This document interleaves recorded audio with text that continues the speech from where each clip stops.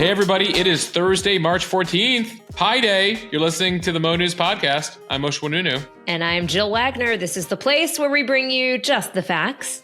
And we read all the news and read between the lines and recite however many numbers we have memorized from Pi. Jill, explain to all those who may not know what Pi Day is. Okay, Pi Day is an annual celebration of the mathematical constant pi. It's observed on March 14th because 3, 1, and 4 are the first three significant numbers of pi, and it was first celebrated in the United States back in 1988 by an employee of the San Francisco Science Museum. So 3.14, that's as far as I go, Moshe. Yeah, so effectively it is, the calculation is the ratio of a circle's circumference to its diameter. So it's an important mathematical number, and many folks, it's a game you play in school of how many numbers of pi you can memorize because it goes on and on and on. It has no end and no repeating pattern.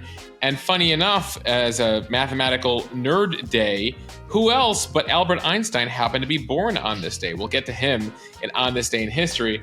But Jill, if I was thinking about pies today, I much prefer the pie you can eat. And I give credit to the good folks at Google Trends, and they put out a map laying out the most searched pie in every single state. And I have to say, it's pretty diverse. America's a very diverse country, but our pie preferences by state are incredibly diverse. If you actually go to all 50 states, 4 states prefer apple pie out of 50. So if something is as choice. American as apple pie, only 4 states is the majority pie by search in 4 states. Then you have a Frito pie, which I have to be honest, I was unfamiliar with until this chart came out. What Texas, is it? New Mexico, it's a pie with Fritos on it. It has like chips on it. But then the good folks in Oklahoma have a Frito chili pie. And then you have like a cross section, like in Missouri, they love a custard pie. In Illinois, number 1 pie is strawberry cream pie. Wisconsin, honey pie. No surprise, up in New England, in New Hampshire, Boston cream pie. Here in New York, number 1 most searched pie, raspberry pie. So the map is up on the Instagram account, and see if you agree with your state's most searched pie. Moshe, not that I want to spend a lot more time on pie, but dare I ask what's your favorite kind of pie? I have to say, looking at this map, I've never tried an Oreo pie. Ohio, that's the number 1 most searched pie in your state. So I'm curious about that. Georgia's also an Oreo pie state, I should note. I have to say, Al, there is a pie place. Oh, sorry. Well, I was going to mention it. Sorry. I mean, Jill, Alex, my wife, is also a big pie fan, and she found this incredible pie place out in the North Fork of Long Island, Briarmere Pies. And I have to say, and I think you guys probably share this in your household, the raspberry cream pie from Briarmere Pie out in the North Fork of Long Island, I think is my favorite pie right now. I was going to say the exact same thing. Whatever the pie that you brought over to my house, I think twice on your way back from out east, is by far my favorite pie. And I think that goes for my entire house. We polished it off. Like my husband was eating it for breakfast. It was just outrageous. Pie for breakfast. Jill, this pie, I'm obsessed with this pie map, but I know we have a lot of news to get to. So let's get to the news, and maybe we'll talk about pies another day. The last thing I'll say is that if anyone out there has any info about the Frito pie, I'm definitely interested. I'd love a picture. I'm curious what this is. We're looking at you, New Mexico, Montana, South Dakota, and Oklahoma. Number 1 pie in those states. All right, now let's get to some news here. A TikTok ban passes the House. What are the chances that it will actually pass the Senate? It's the rematch very few people want, but Donald Trump and Joe Biden have officially secured enough delegates to be their party's respective nominee. Jill, enough people to make them the nominees in early March, a very early date in typical presidential cycles. Measles is spreading at a Chicago migrant shelter. What the CDC is doing to stop it. We're watching for a verdict in the trial of the father of the Michigan school shooter. Why Family Dollar is closing 1,000 stores. This is your brain. This is your brain on ultra-processed food. What the science says about... yes, I used a reference from the 80s. Jill made a reference. Elder millennial and above, you'll get it. What the science says about ultra-processed food and your brain functions. A new survey finds that nearly 3 out of 10 Gen Z women identify as LGBTQ. And what former Alabama football coach Nick Saban says NIL, or name, image, and likeness, is doing to college sports. Plus Moshe is on this day in history. Yeah, Jill, a little Air Force One, a little Albert Einstein, and a little Tupac for you on this day in history. Okay, let's start with the latest on that bill that could lead to a ban on TikTok. On Wednesday, the U.S. House overwhelmingly passed legislation that could ban the app in the United States unless TikTok parts ways with its Chinese parent company ByteDance. About 170 million Americans currently use TikTok. Lawmakers say they are concerned that the app poses a national security threat. At issue, ByteDance, which owns TikTok, is based in China, which means that the Chinese Communist Party has a lot of control over the app, which could potentially force TikTok to hand over data on U.S. users. Also, another concern that it will use its algorithm to promote anti-U.S. messaging. So the bill passed 352 to 65, which, given the current state of the Congress, is pretty incredible. Yeah, overwhelming margin there. Democratic Congressman Jeff Jackson of North Carolina put out a video explaining why he voted for the bill, which he says will not actually result in a ban of TikTok. It is just telling ByteDance, which owns TikTok, to sell it. Okay, but why? Why tell them they have to sell? The bottom line is there's a serious concern that the Chinese government can influence what you see on your For You page. They can tweak the algorithm in ways that may be helpful to them and harmful to us. It looks like they've done this around certain political subjects, and they have the potential to do much more. There is also a concern about them having access to your data, but frankly, that applies to all social media companies. They are all sucking up your data. But what those other social media companies don't have is an adversarial government that can influence the algorithm to manipulate the content you're shown in ways that will help them politically. So that is a more nuanced explanation. The bill now heads to the Senate, where it is still not clear if there are going to be enough votes for it to pass. Jill, I have to say, you played Jeff Jackson's explanation, and I thought he explained it very well, but you forgot to play there Nancy Pelosi's explanation as to why she banned it. Can we play that for the listeners right now? This is not an attempt to ban TikTok. It's an attempt to make TikTok better. Tic-tac-toe, a winner. Did you get that, Jill? Tic-tac-toe, a winner. Just to make sure, let's play it one more time. This is not an attempt to ban TikTok. It's an attempt to make TikTok better. Tic-tac-toe, a winner. Jill, how proud do you think former Speaker Pelosi was of that line as she gave that speech on the House floor? And how many times did she practice it? Right. Tick-tock, tic-tac-toe. And then actually you can't see it because you're listening, but she actually makes a line with her hand twice, like a winner, like she's showing that it's tic-tac-toe. The point being that they've tried to ban this in the past. Those bans have not gone through. And so this is not a ban. This is a forced sale. And the House moved really, really quickly here. This was not a normal process for House legislation. This didn't come through the normal committee process. This went through the Special Committee on China, which was just set up in this Congress to handle issues related to China. This is probably their biggest achievement in 2 years. No major hearings were held with the people impacted. They basically just shoved this through really quickly. No amendments. In fact, some of the people who voted for this have said, I support this, but I think some changes need to happen, but we're not going to change anything here. So Senate, can you tweak some stuff, please? Which, by the way, House, you have the power to do amendments. You just chose not to. Also interesting in this vote, while the vote was overwhelming, in that group of 65 who opposed it, included typical political enemies, Marjorie Taylor Greene and AOC. They both were actually in agreement on this, that this violates free speech. Also, the House Intelligence Committee chair, Jim Himes, said this felt rushed. So he was among these 60 plus members who voted against this. So now it heads to the Senate, right? If you remember Schoolhouse Rock, right? I'm just a bill on my way to becoming a law. I did the House. Now I got to go pass on the Senate side. The Senate is slow your roll right now. guys, we got to look into this. We should actually have hearings. And so right now, the Senate Majority Leader, Chuck Schumer, has said, I'm not yet committed to bring this TikTok bill to the floor. Senator Rand Paul, who is known to oppose many things, says he plans to put up a whole bunch of roadblocks to this. He has constitutional concerns over this. You have Liz Warren, who says that she believes that curbs to social media should be applied across the board. You have Lindsey Graham, Republican, who says he's conflicted now, mainly because he's very close to Donald Trump, and Donald Trump is against this now. He says while he did support a ban on TikTok a couple of years ago, he's not so sure right now, and he'd like to look into this further.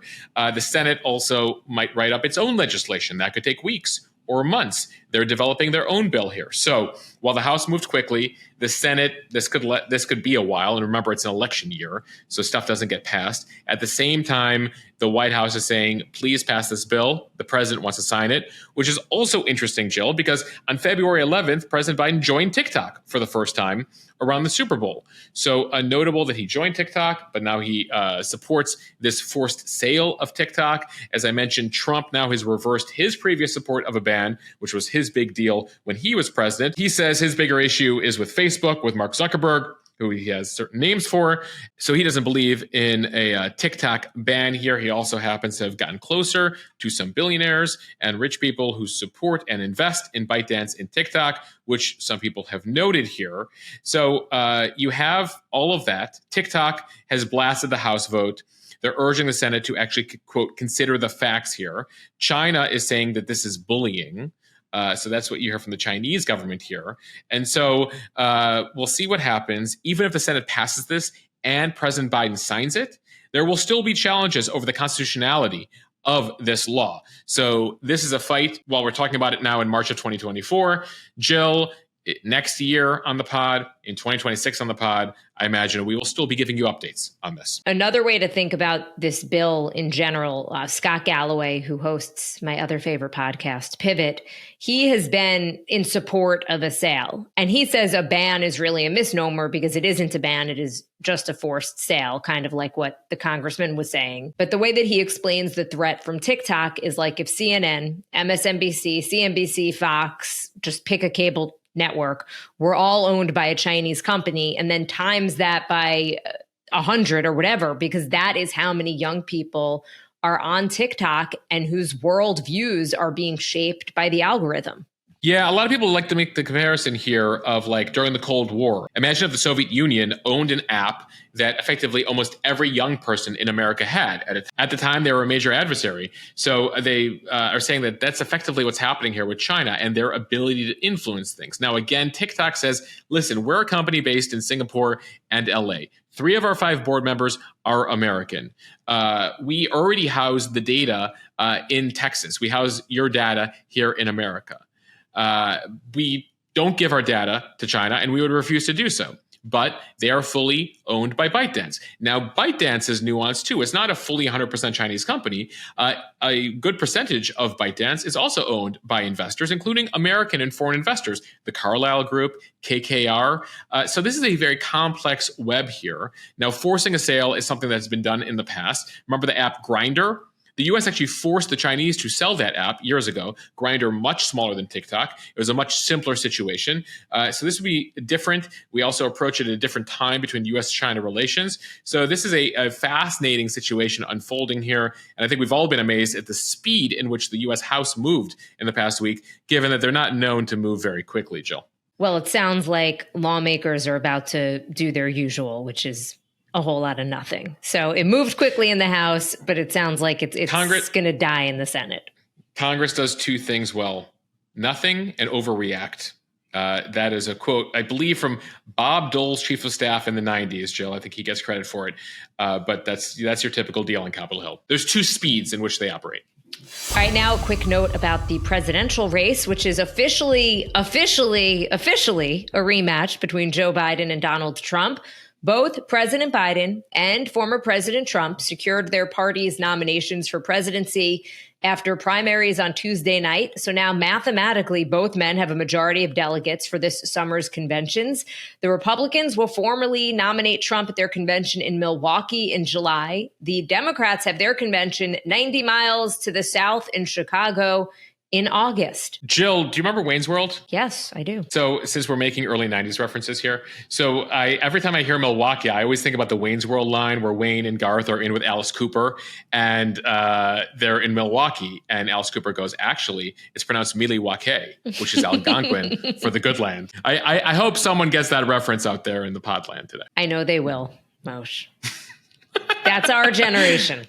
Yes, Milwaukee. Anyway, back to politics here for a second. We got some news also yesterday on Donald Trump's legal issues in Georgia. The judge overseeing the Georgia election interference case actually dismissed a couple of the charges against Trump, but the rest of the racketeering indictment remains intact. So there were 13 charges against Trump. It is down to 10 criminal charges against Trump. Still undecided, will Fulton County District Attorney Fani Willis be removed after her romantic relationship came out with the prosecutor, in addition to other alleged unethical behavior there. So we're still waiting on that decision, and that could really change the momentum or stop all momentum for this case. That relationship was with Special Prosecutor Nathan Wade, who she hired in a special process, and then turned out had a personal relationship with him.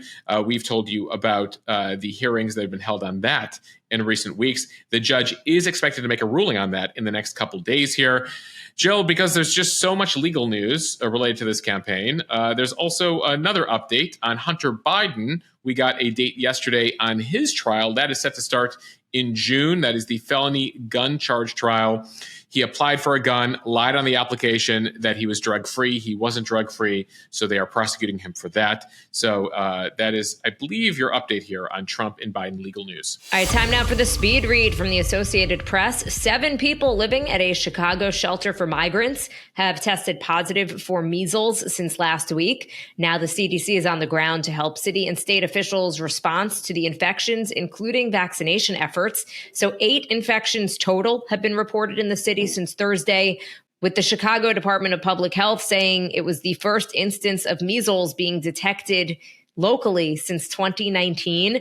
Measles is extremely contagious, and it's still very common in a lot of countries outside of the United States. Nearly 900 residents have received vaccines since Thursday night, officials said, and the city's health commissioner says that the measles cases were acquired here in the United States. Yeah, measles was a disease that they felt was effectively eradicated here in the U.S. But in recent years, with a bit less in the way of vaccine intake, you've seen some of these cases rise up. And then specifically, this is a big issue among the migrant population. Tens of thousands of migrants have arrived in Chicago in the last couple of years. Many of them have been bussed up from the governor of Texas. That's been a huge issue between Illinois and Texas. Part of the effort as migrants come in is to provide them with medical care, vaccinations, treatment of conditions, etc. But the situation along the border, given the large numbers, is a major issue.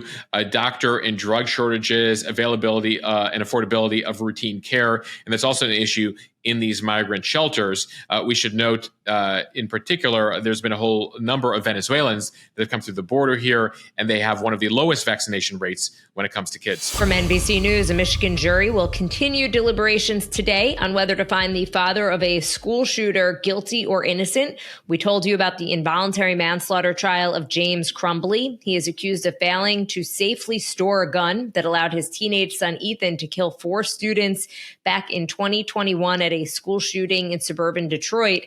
During closing arguments in the Michigan courtroom, the Oakland County prosecutor played a frantic 911 call that was placed by Crumbly after the rampage, saying that he, quote, raced home to check on the weapon. Crumbly bought that 9mm gun, which came with a cable lock, 4 days before the shooting, as a present for his then 15-year-old son. The prosecution said the deaths were preventable and foreseeable if Crumbly had done any number of, quote, tragically small efforts.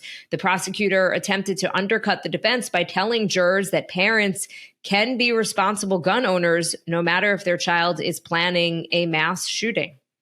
The defense attorney, in return, said in their closing arguments that the prosecution had to prove its case beyond a reasonable doubt and that it presented no evidence to show Crumley knew his son was a danger to the public or that he had access to the gun. The prosecution pushing back, saying you bought the gun as a gift to your son. The 12-member jury now must decide if Crumley is guilty of involuntary manslaughter for either failing to store the firearm in a way that could have obstructed his son from gaining access or failing to exercise what they call reasonable care of his son and prevent him from carrying out the mass shooting. So this comes just after James Crumley's wife, Jennifer, was just last month found to be the first parent in the U.S. to be held criminally responsible for a mass school shooting. She will be sentenced in April on the same 4 counts of involuntary manslaughter. She faces up to 15 years in prison per count. We'll see what happens in that sentencing. We'll also see what happens in this case related to her husband here. The son, Ethan, who actually conducted the attack, he pled guilty as an adult in the deaths of the 4 students. He was sentenced to life in prison without parole. He did not testify in either of his parents' trials. The prosecution made a point of noting, Jill, in this trial, that Ethan wrote in his journal over the months and days leading up to the massacre, quote, "My parents won't listen to me about help or a therapist." And that was used as part of the case here the prosecution made to say the parents should have known. From the Wall Street Journal, America's penny pinching is starting to hit dollar stores. Dollar Tree, which operates about 17,000 locations, including the Family Dollar chain, said that it would close about 1,000 Family Dollar stores over the next few years as it deals with inflation, store theft, and other issues. The company says that persistent inflation and reduced government benefits are pressuring customers, particularly at the lower income levels. Family Dollar caters to low-income shoppers, selling everything from cans of tuna for $1.25 to air fryers for as high as $30. While the discount brands sound familiar, Family Dollar locations are more concentrated in urban areas and sell groceries, cleaning products, and other items at various price points. And Dollar Tree stores are mostly in suburban locations and cater to middle-income households looking for knickknacks. Dollar Tree historically sold most items at $1, although in recent years it has added $3 and $5 items as well. So the CEO says they're going to be opening more stores under the Dollar Tree banner. They're going to be expanding their product offerings, charging prices higher than the chain has historically. They say they're gaining customers, especially among people making more than $125,000 a year. From ABC News, we have gotten the autopsy report in the death of a non-binary student in Oklahoma that has gotten major national attention. 16-year-old Nex Benedict's death after a fight inside of an Oklahoma high school restroom has been ruled a suicide. That is according to the state medical examiner's office. A summary report shows that Benedict, who used they, them pronouns, had toxic levels of 2 drugs in their system and died of an overdose. A complete autopsy will be released in 10 days in accordance with state law. From the beginning of this investigation, Owasso police said that there were many indications that this death was the result of suicide, but they were waiting on final results. Nex was conscious and alert after a fight on February 7th when telling police about the attack by 3 girls that occurred after the teen squirted them with water. Nex died the next day after their mother called emergency responders to their home saying that Nex's breathing was shallow. That is according to audio also released by Owasso police. Yeah, there's been a lot of attention on this case. They will be awaiting the final report in the coming weeks here. But this is the autopsy report they've been waiting for a while. Again, the police saying they suspected this but didn't want to speak out of turn here and were awaiting this autopsy report. Meanwhile, students at the high school organized a walkout late last month to protest what they described as a pervasive culture of bullying that goes unpunished in the school. One of the organizers of the walkout said at the time that students had speculated that Nex may have died by suicide, but they believe the contributing factor was bullying. From NBC News, some new numbers from a Gallup survey show that nearly 30% of Gen Z women identify as LGBTQ. Women ages 18 to 26 were more than twice as likely to identify as LGBTQ than their millennial counterparts. In all, the percentage of lesbian, gay, bisexual, transgender, and queer adults in the U.S. continues to increase, reaching an all-time high of 7.6% in 2023, according to that new Gallup report. Broken down by gender, the survey of 12,000 people 18 and older across the country found that women were nearly twice as likely as men to identify as LGBTQ. The percentage of adults who consider themselves other than heterosexual has more than doubled since Gallup first started asking this question back in 2012. Bisexuals made up the highest percentage of the respondents at just under 60%, gay men representing 18%, lesbians 15%, and transgender at just about 12%. The changes have been led by younger Americans, about 1 in 10 millennials and 1 in 5 Gen Z adults having LGBTQ status. Only 1% of the silent generation, that is Joe Biden's generation, pre-war. And as they go generation by generation, from silent to boomers to Gen X, etc., each generation is about twice as likely as the previous generation to identify as LGBTQ. Also notable is the gender divide, even among Gen Z, Jill. About 30% of Gen Z women identify that way, whereas 10% of Gen Z men identify that way. From the Wall Street Journal, new research suggests links between ultra-processed foods and changes in the way that we learn, remember, and feel. These foods, like chips, cookies, French fries, cereals, and snack bars, can act like addictive substances, researchers say, to the point that some scientists are proposing a new mental health condition based on the addiction to processed foods. A diet in ultra-processed foods has been linked with obesity, type 2 diabetes, cancer, and cardiovascular disease, as well as an increased risk of depression, anxiety, and sleep problems.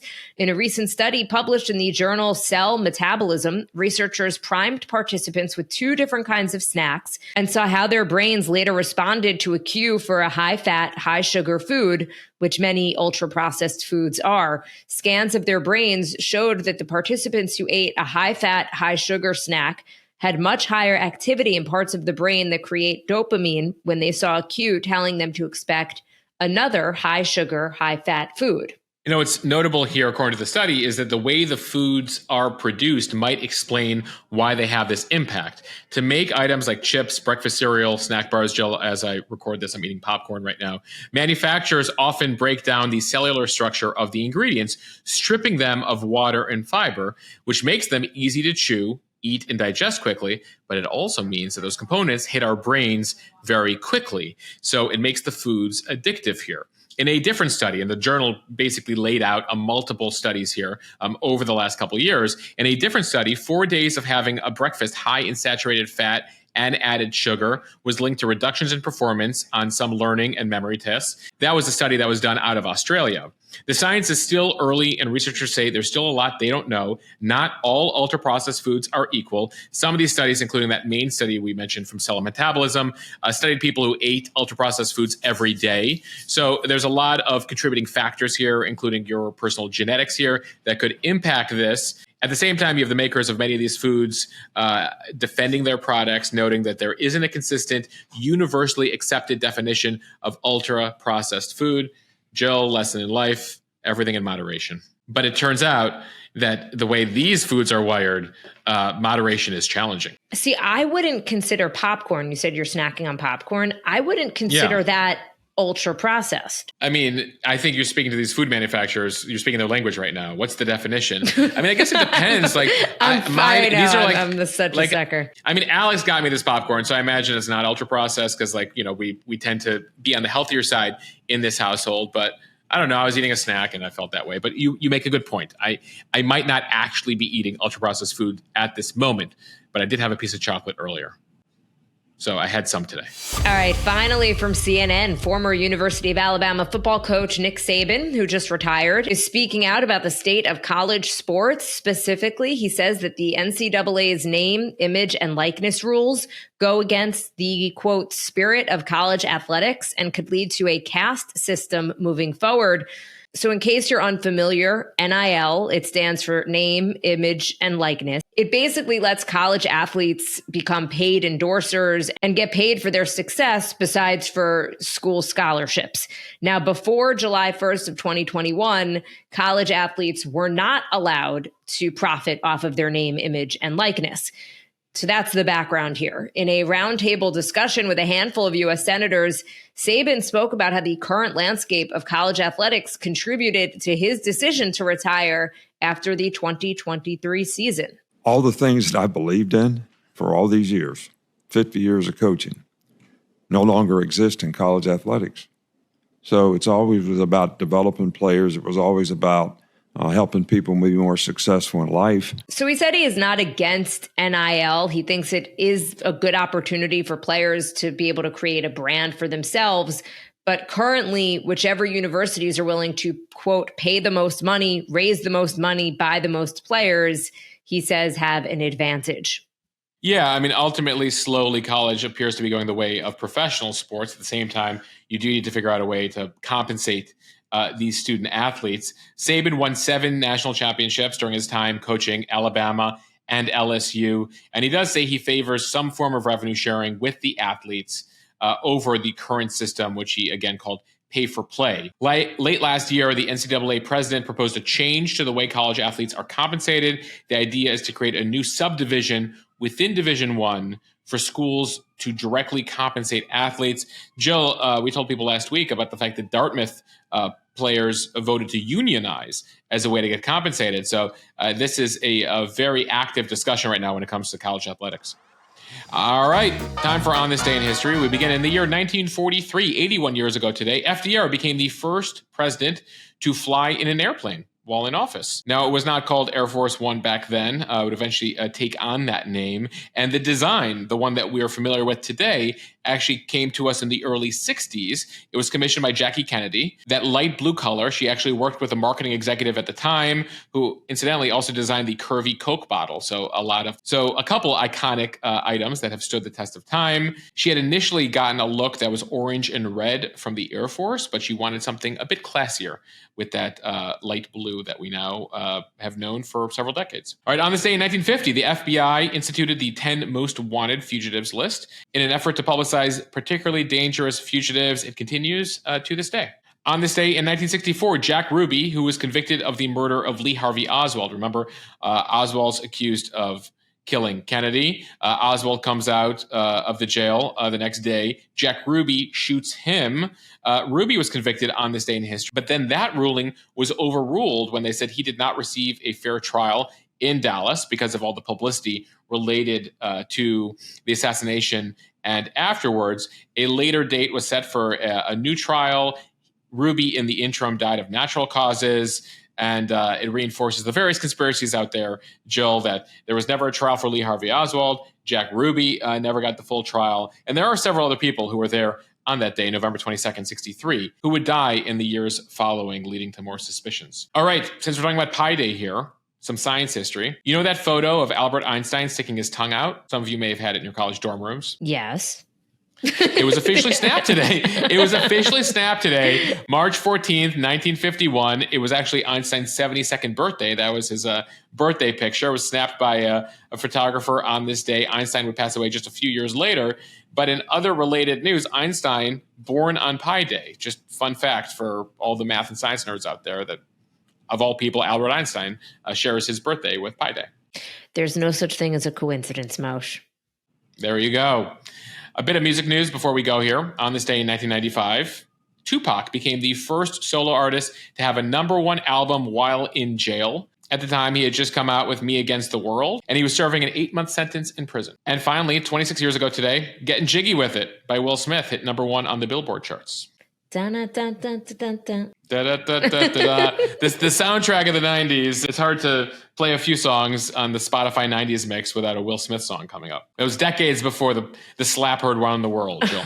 I was going to say, if it wasn't for that slap, it's possible we'd get more music. Wait, can we enjoy? I think we can still enjoy Will Smith despite the slap, right? He's not canceled fully. Okay. Definitely. Good to know. All right, good to know. All right. We want to thank you for listening to the Mo News podcast. If you like what you hear, share this with your friends. It will help us grow. Please follow us and subscribe so you don't miss an episode.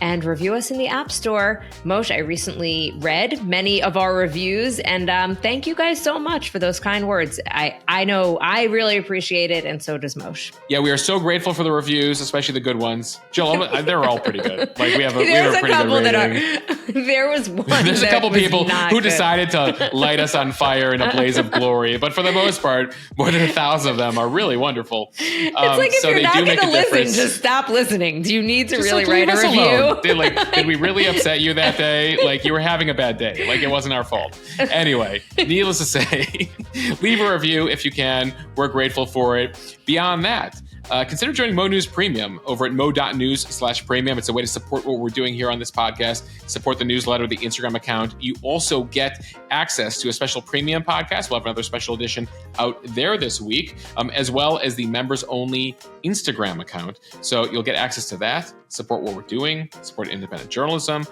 just for $7 a month or $70 a year. So lock in that rate now over at mo.news/premium. All right, bye, everyone. And remember, happy Friday Eve. It's real this time. Have a great Friday Eve. We'll see you on Friday.